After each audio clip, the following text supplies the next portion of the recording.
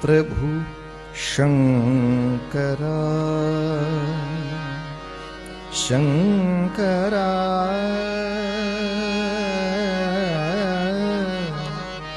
धाव प्रभु शंकरा शंकरा धाव प्रभु शंकरा शंकरा धाव प्रभु शंकरा सांब गंगाधरा सांब गंगाधरा जीव दुर्दैवी हा जीव दुर्दैवी हा त्यापदी आसरा धाव प्रभु शंकरा शंकरा धाव प्रभु शंकरा शंकरा धाव प्रभु शंकरा प्रभु शंकरा प्रभु शंकरा नमः पार्वती पते।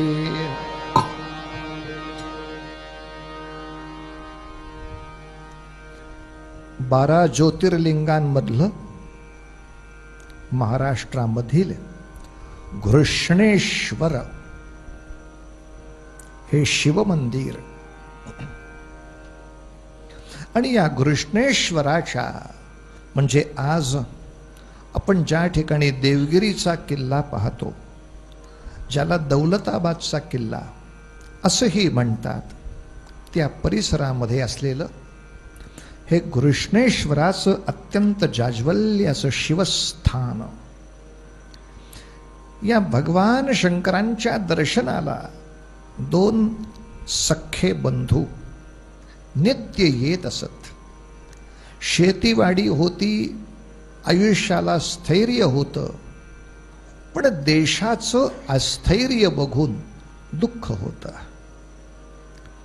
या 2 माणसांची नावं एक मालोजी राजे भोसले आणि त्यांचे धाकटे भाऊ विठोजी राजे भोसले हे छत्रपती शिवरायांचे आजोबा मालोजी राजे भोसले। नित्य भगवान शंकरांना प्रार्थना करावी, या सगळ्या भूमीमध्ये खूप चांगलं राज्य उभं करायची इच्छा आहे, आमची तुझ्यावर भक्ती आहे, श्रद्धा आहे, उपासना आहे, धाव प्रभू शंकरा थोडासा हात दे। आणि भगवान शंकरांची कृपा अशी झाली की एके दिवशी शेतामध्ये नांगरत असताना सुवर्णाच्या मोहरांनी भरलेले हांडेच्या हांडे सापडले। लक्ष्मी प्रसन्न झाली। तो पैसा हातात मिळाल्याबरोबर त्या परिसरामधल्या तीर्थक्षेत्रांच्या मंदिरांची डागडुजी, धर्मशाळा, पाणपोया, तिथल्या शेतीच्या विकासासाठी अत्यंत चांगले असे प्रकल्प, शेतकऱ्यांना मदत, आणि हे शेतीचं तुमचं उत्पन्न कोणी लुबाडून नेणार नाही याची खात्री देण्यासाठी एका फौजेच्या पथकाचं निर्माण, एवढ्या सगळ्या गोष्टी केल्या। जय जवान, जय किसान आणि जय धर्मस्थान, या 3ही गोष्टी या मालोजी राजे भोसलेने केल्या। मात्र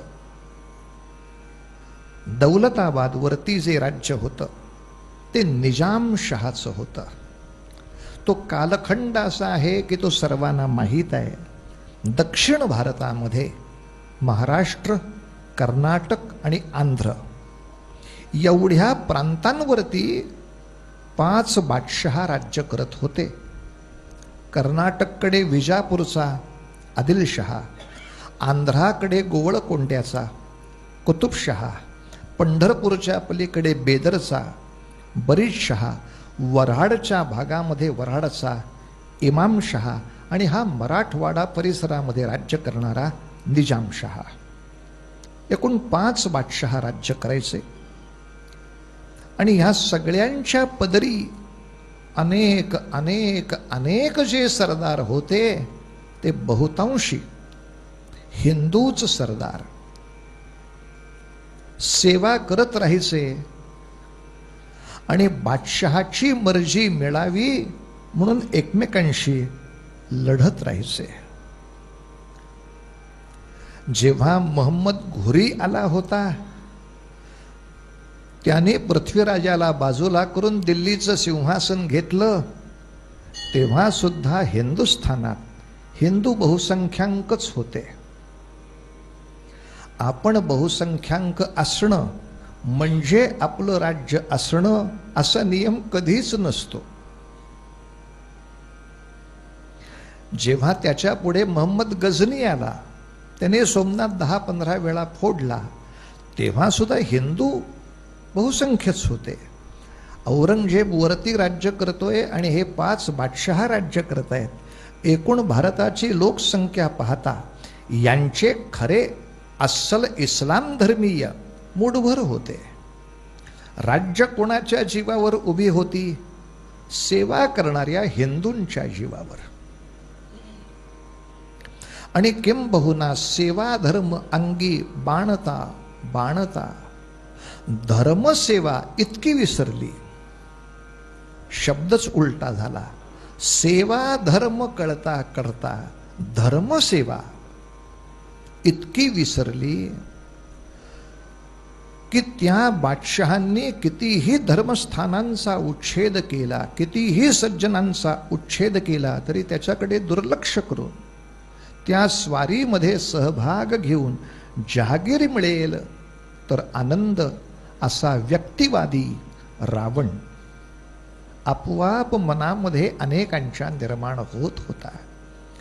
या सेवेमध्ये नसलेले मालोजी राजे भोसले, जे स्वतंत्र एक नुसते शेतकरी होते, आता मात्र निजामशहानी बोलवून घेतलं आणि तुम्ही एवढं चांगलं काम करताय, अशा चांगल्या कामाला राज्यकर्त्यांनी पाठिंबा दिला पाहिजे, असं थोडंसं नाटक करून मालोजी राजे आणि विठोजी राजे यांना आपल्या दरबाराचे सरदार करून टाकलं. आता मौज अशी झाली, मालोजींनी विचार असा केला, निजामशहा काही फारसा चांगला नाही, त्याचं राज्य अन्यायीच आहे, पण त्याने किमान हा इलाखा मला सांभाळायला दिला तर तो वर्ण काही का आज्ञा करेना, इथपर्यंत न्यायची का नाही हे माझ्या हातात राहतं ना.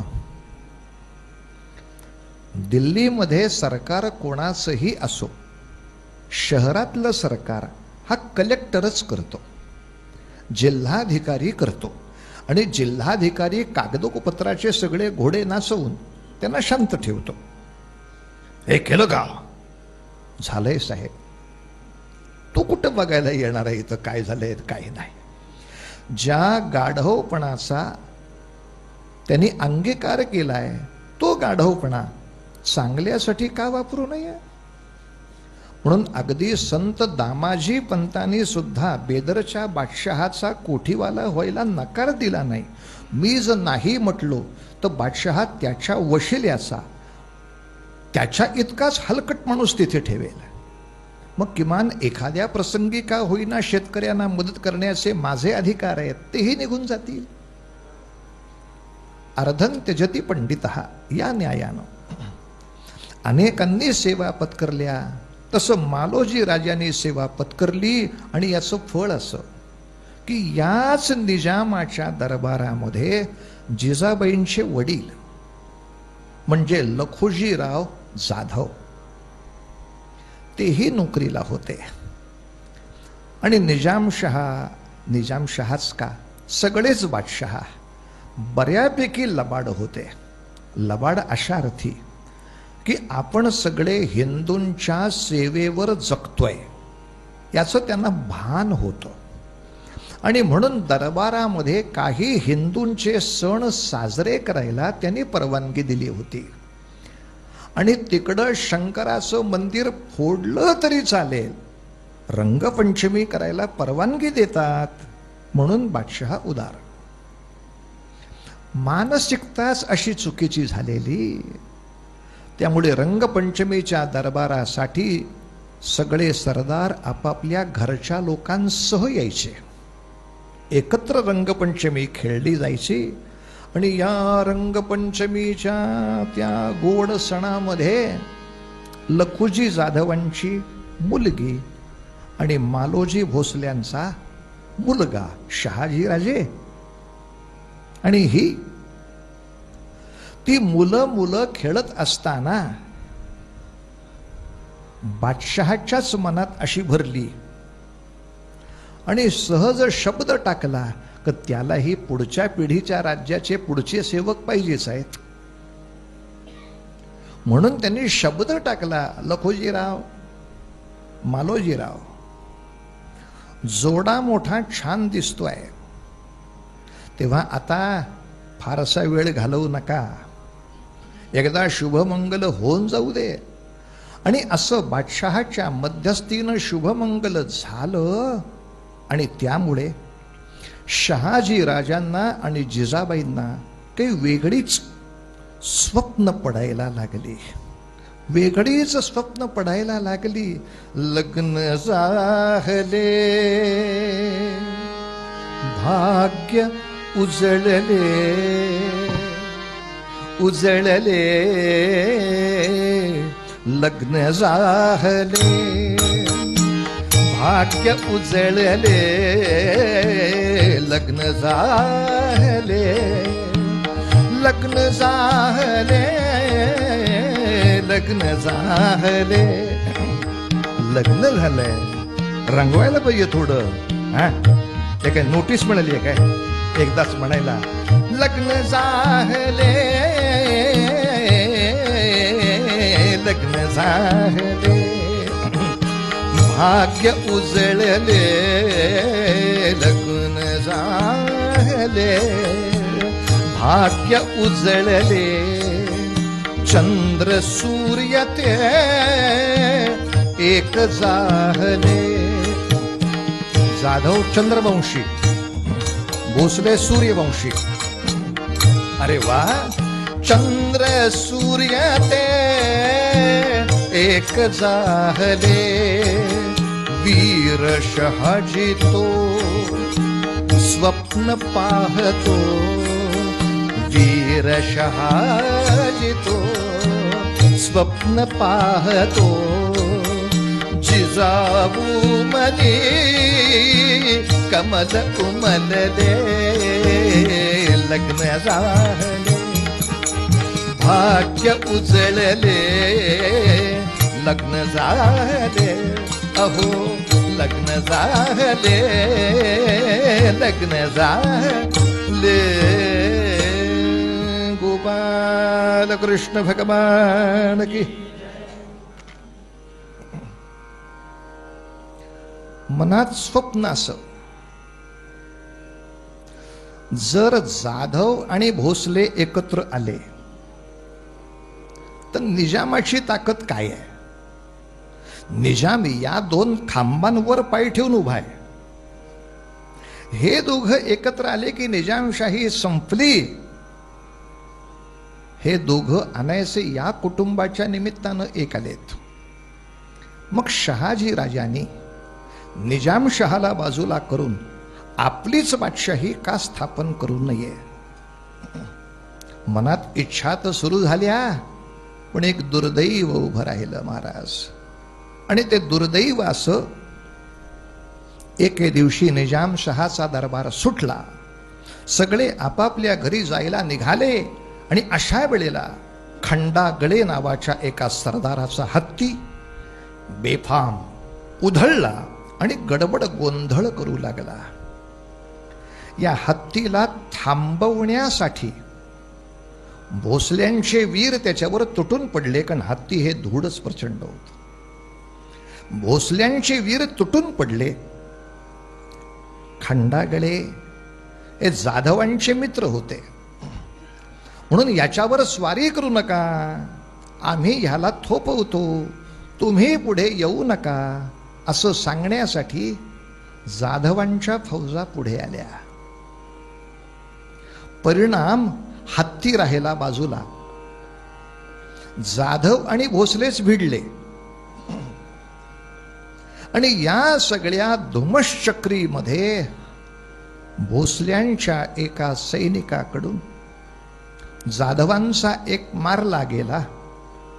मग जाधवांच्याकडून भोसल्यांमधला एक मारला गेला, जो शहाजीराजांचा चुलत बंधू होता.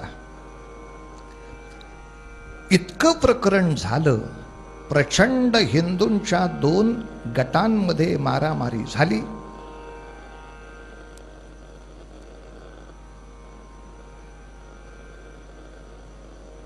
खरखर काय कर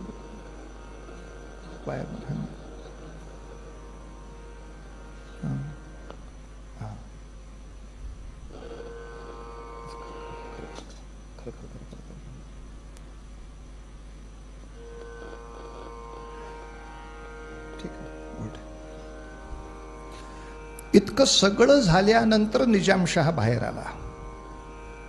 त्यांनी एकूण आढावा घेतला, म्हणजे पुरेशी झालेली हानी बघितली. मग सर्वांना उगाच सौम्य शब्दाने शांत केलं. शांत राहा. पण यामध्ये निजामानं यायला वेळ लावला, याबद्दल निजामावर कोणी रागवलं नाही. आता जाधव आणि भोसले एकमेकांचे हाडवैरी झाले. लखुजी जाधव शहाजीला दारात उभं करेना. जाधवांचा माणूस मारला, मी भोसल्यांचा निर्वंश करीन, अशा काहीतरी मनामध्ये चुकीच्या प्रतिज्ञा भरल्या. आणि जिजाऊचं स्वप्न वेड्यासारखं मातीमोल झालं. तिनं बाबांची खूप समजूत काढायचा प्रयत्न केला. बाबा असं नका करू, पण ऐकलं तर नाहीच. पण बापाची अवस्था काय झाली ते सांगतो.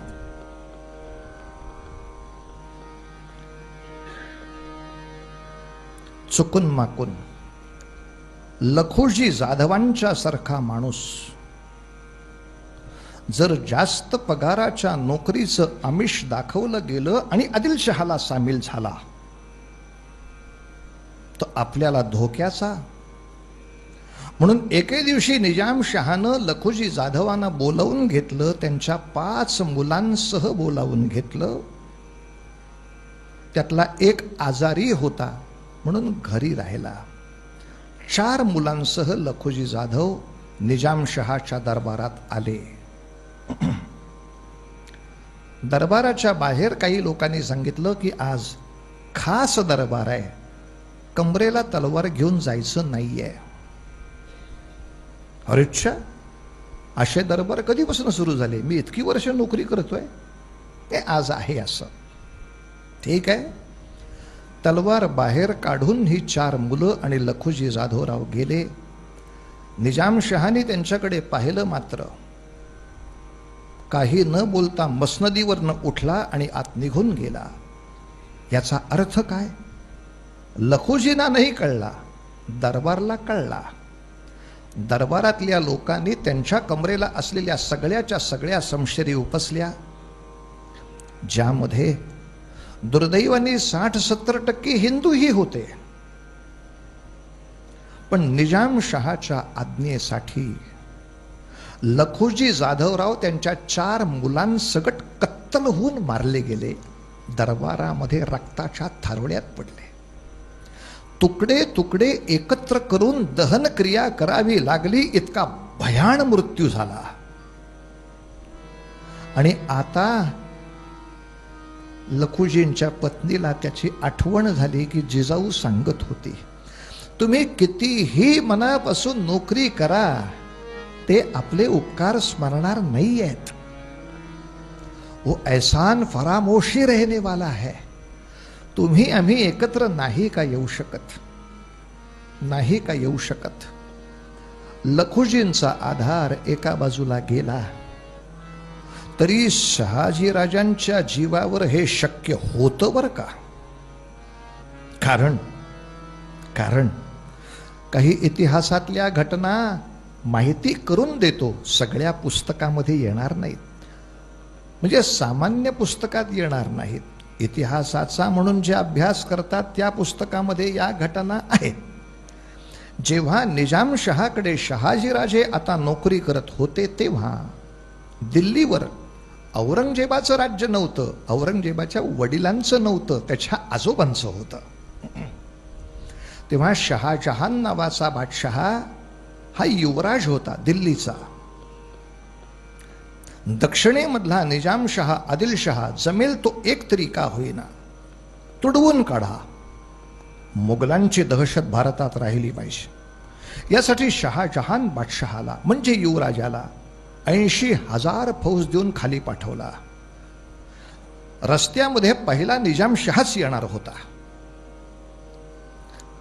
तो घाबरून गेला. शहाजी, आपल्या 3 बादशहांचं मिळून सुद्धा सैन्य 80,000च्या घरात नाही. एवढा मोठा फौज फाटा घेऊन साक्षात मुघलांचा युवराज तुमच्या आमच्या अंगावर येतो, क्या करे? शहाजी राजाने सांगितलं, यांना दिल्लीच्या लोकांना महाराष्ट्रातले गड कोट किल्ले आणि जमिनी याची फारशी माहिती नाही. या भूगोलाचा उपयोग करून आम्ही त्यांना हरवू शकतो. अट एक, काय? तुमचा जो वजीर आहे मलिक अंबर नावाचा, याने माझ्या कोणत्याही गोष्टीमध्ये नाक घालता कामा नये. असं एक छत्री सेनापती पद देणार असाल, बघतो शहाजहानचं काय करायचं. निजामाला सुद्धा काय बुद्धी झाली देव जाणे. दिलं त्यानं. त्या अंबरला सांगितलं, ए झंप्या, शहाजी राजे देतील त्या आज्ञा. म्हणजे कुठं युद्ध करणार? पूर्वी आपण ज्याला अहमदनगर म्हणत होतो आणि मध्यंतरीच्या काळामध्ये ज्याला आता राजमाता अहिल्याबाई नगर असं महाराष्ट्रामध्ये भारताच्या नामकरण झालेलं आहे. या अहिल्यानगराच्या शेजारी भातवडी नावाचं एक रणक्षेत्र आहे. या रणक्षेत्रामध्ये खरंच शहाजी राजाने शहाजहानच्या फौजेला गाठून जगाच्या डोळ्यात बोट घातली.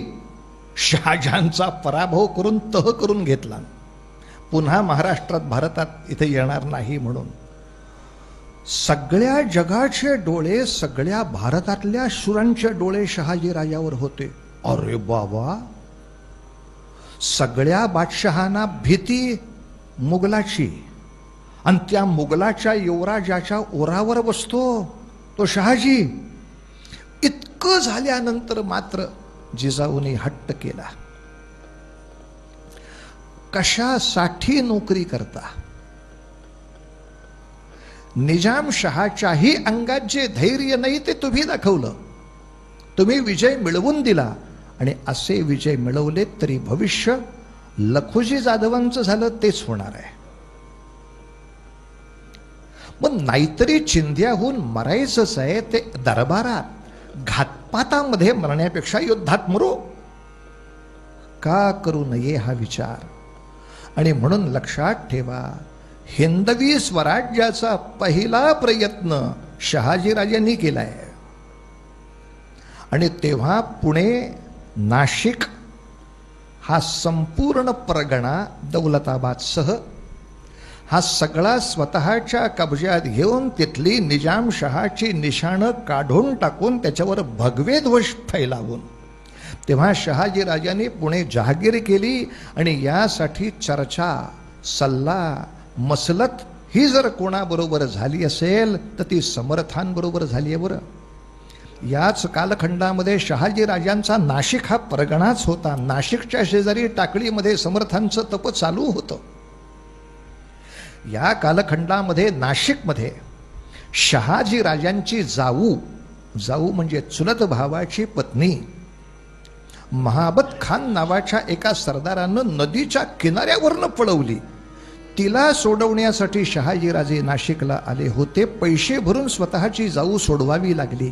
आता लष्करामधल्या एका श्रेष्ठ सरदाराच्या घरातल्या बाईची ही अवस्था, सामान्य माणसं काय जगत असतील? कोण कोणाच्या दुःखाला पाहतो? या परिस्थितीमध्ये समर्थांशी झालेला वार्तालाप पुण्याला राजधानी करून एक 4-6 महिन्याचं का होईना एक हिंदवी स्वराज्य उभं करण्याचा प्रयत्न झाला. ज्या प्रयत्नामध्येच राजे असताना जिजाऊंना दिवस गेले होते आणि आता एका अभिनव पुत्राचा सगळ्यांना दर्शनाचा आतुरतेचा विषय होता. या धामधुमीमध्ये जिजाऊला त्रास व्हायला नको म्हणून तिला शिवनेरी नावाच्या किल्ल्यावरती ठेवली आणि शहाजी राजे या सगळ्या व्यवस्थेत गुंतलेले असताना दुर्दैवानं शहाजी राजांचं स्वराज्य नष्ट करायला आता मात्र आदिलशहा निजामशहा एकत्र झाले. दोघांची एकत्र फौज आली आणि जेवढे 10-15 किल्ले घेतले होते, जेवढी भूमी घेतली होती, त्या सगळ्यावरती पुन्हा एकदा जाळपोळ करून गाढवाचे नांगर फिरवले. शहाजी राजांच्या स्वराज्याचं स्वप्न हिंदूंकडूनच धुळीत मिळालं. निजामशहा संपल्यात जमा होता. शेवटी पुन्हा हात बांधून आदिलशहाच्या दरबारात नोकरीसाठी उभं राहावं लागलं. महाराज उभं राहावं लागलं आणि आदिलशहानं डाव असा सुंदर केला, शहाजी दुखवायला नको म्हणून पुणे, सुपे, इंदापूर, नाशिक ही जहागीर शहाजीकडेच राहील आमचा जहागीरदार म्हणून, आणि अधिक एक बेंगलोरची जहागीर आम्ही शहाजी राजांना देतो.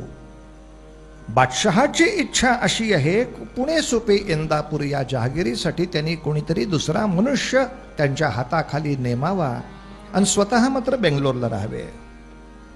पण बादशहाला तेवढी अक्कल होती, हा महाराष्ट्रात राहिला की बंड होणार, याला पहिला महाराष्ट्रातनं बाहेर काढा. यासाठी शहाजी राजांनी विजापूरच्या आदिलशहाची नोकरी घेतली, बेंगलोरची जहागीर घेतली आणि मग मनात निश्चय केला पुण्याच्या जहागिरीवर पाठवायचा कोणाला. अरे दुसरं कोणाला कशाला पाठवायचं.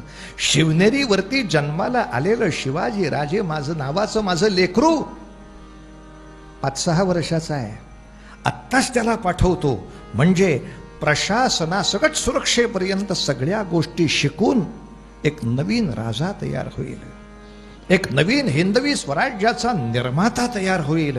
आणि यासाठी म्हणून शिवाजी राजांच्या नावे, जिजाऊंच्या नावे पत्र टाकलं की आता पुण्याची जहागीर तुम्ही सांभाळायची. लक्षात ठेवा, वय वर्ष 6 ते वय वर्ष 16 ही जी जहागीर सांभाळली आणि त्यानंतर 16व्या वर्षी हिंदवी स्वराज्याची प्रतिज्ञा करून जे शिवाजी राजांनी कार्य सुरू केलं त्याच्यावर अफजल खानाचं संकट कधी आलं मला सांगा.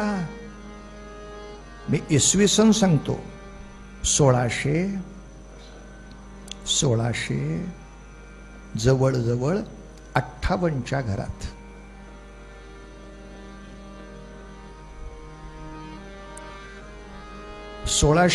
ला महाराजांचा जन्म, त्यांच्या 6व्या वर्षी जहागिरी मिळाली 36, त्यांच्या 15व्या वर्षी हिंदवी स्वराज्याची शपथ झाली 45. 1645 1645 ते 1655 10 वर्ष आणि त्याच्या पुढची 2 वर्ष 57 पर्यंत म्हणजे 12 वर्ष या एवढ्या मोठ्या हिंदवी स्वराज्य निर्मितीच्या कालखंडात आदिलशहाकडनं एकही मोठी स्वारी हिंदवी स्वराज्यावर झाली नाही. याचं सगळ्यात मोठं कारण दरबारात उभे असलेले शहाजीराजे. मुलाच्या मागे बाप कसा उभा होता, कोंडाणा शिवाजीराजांनी जिंकला अशीच बातमी विजापूरला आली. विजापूर दरबारातले सगळे चौताळायचे, आता आक्रमण करू. की शहाजीराजे सांगत माझंच लेकरू आहे, मी सांगितलं की तो सगळे किल्ले बादशहाला परत देईल, आता एवढ्या त्रास करून घेऊ नका. अरे तोरणा किल्ला जिंकला, काही काळजी करू नका, माझंच लेकरू आहे ते.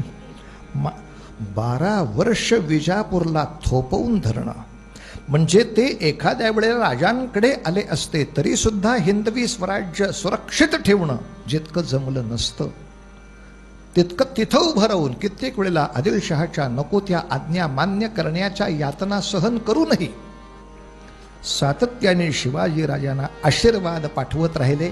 अर्थात हे काय बादशहाला कळलं नाही असं नाही, कळल्यावर त्याच्यावर प्रतिक्रिया उमटली नाही असंही नाही, पण सातत्याने शिवाजी राजांच्या कार्याला एका बाजूनं सुरक्षा आणि दुसऱ्या बाजूनं जमतील तेवढे आशीर्वाद पाठवणारी शहाजी राजांची व्यक्तिरेखा पुन्हा एकदा दशरथासारखे दिसते. एक वेळ मला यातना सहन कराव्या लागल्या विजापूरच्या, चालतील, पण याच्या पुढचा राजा हा कशालाही न भिणारा असा चक्रवर्ती राजा निर्माण व्हायला हवा. यासाठी स्वतःच्या यातना सहन करून आपल्या पुत्राच्या पाठीशी उभे असलेले वडील इथे सुद्धा दिसतात, जे पुत्राला आशीर्वाद देत असतात. गुणवंत हो, यशवंत हो, वरदवंत हो शिवराजा. गुणवंत हो, यशवंत हो, वरदवंत हो शिवराजा. शिवराजा शिवराजा शिवराजा शिवराजा. गुणवंत हो, यशवंत हो, वरदवंत हो शिवराजा. शिवराजा शिवराजा शिवराजा शिवराजा शिवराजा शिवराजा शिवराजा. नमः पार्वतीपते हर हर महादेव. आरतीसाठी सिद्ध होऊया. उद्या रामचंद्रांच्या जीवनातलं गुरुचं स्थान आणि मग शिवरायांच्या जीवनातलं त्यांच्या गुरूंचं स्थान, या दोन गोष्टीची गुरुवारशा उत्तम अशा दिवशी आपण दर्शनाच्या आनंदाची पर्वणी साधूया. सांप्रत हे चिदान दे का देवा तुझा विसर न भावा, गुण काही न आवडी संत संग दे तुला म्हणे गर्भवासी सुखे घालावे. नाना देही देव एक विराजे, नाना नाटक लीला सुंदर उपसाजे, नाना तीर्थ क्षेत्री अभिनवती माझे, अगाध महिमा पिंड ब्रह्मांडी गाजे. जय देव जय आत्मा रामा, निगमागम शोधिता न काय गुण सीमा. जय देव जय बहुरूपी बहुगुणी बहुता काळांचा, हरिहर ब्रह्मादिक दिवस फळांचा. युगाने युगे आत्मा रामा अमूता, दास म्हणे महिमा न बोल.